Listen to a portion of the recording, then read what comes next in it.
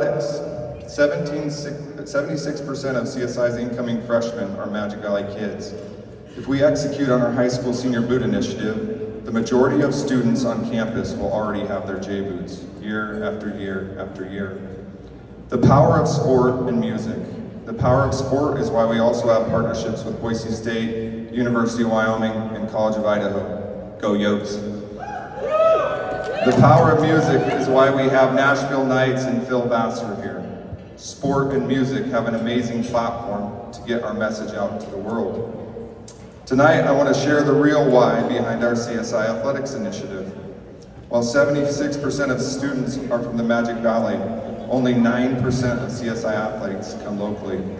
I think that is the most special part of CSI Athletics. Kids come from all over the world to little old Twin Falls, Idaho.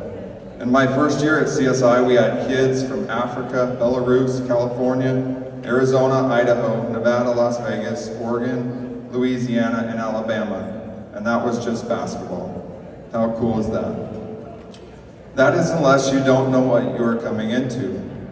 And that was me and so many other CSI athletes, coaches, and managers. Here's my story and why I'm so passionate about pouring into our CSI athletes. I came to CSI as a student manager in the summer of 2007.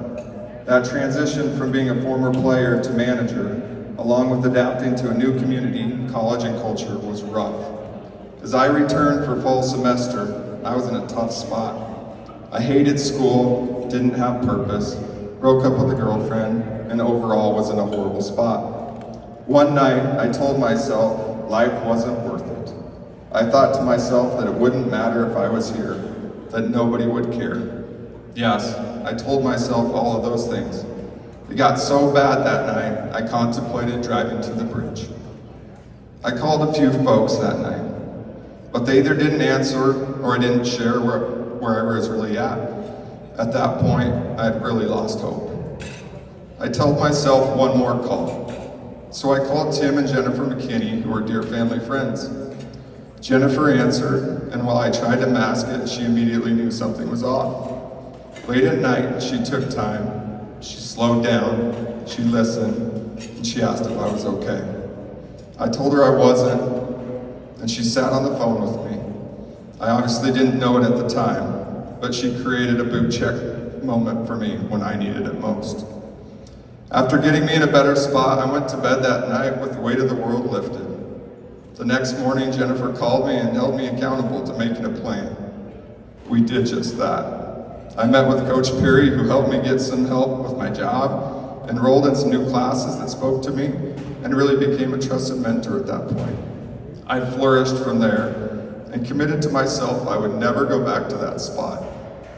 I was promoted a couple times in the athletic department before leaving to First Fed and eventually Title I. I have an amazing wife and 4 amazing children. If it weren't for Jennifer and my first boot check phone call, I'm not sure any of that would have happened. When Jay took his life, I beat myself up. Why wouldn't have I shared with him and others what I went through?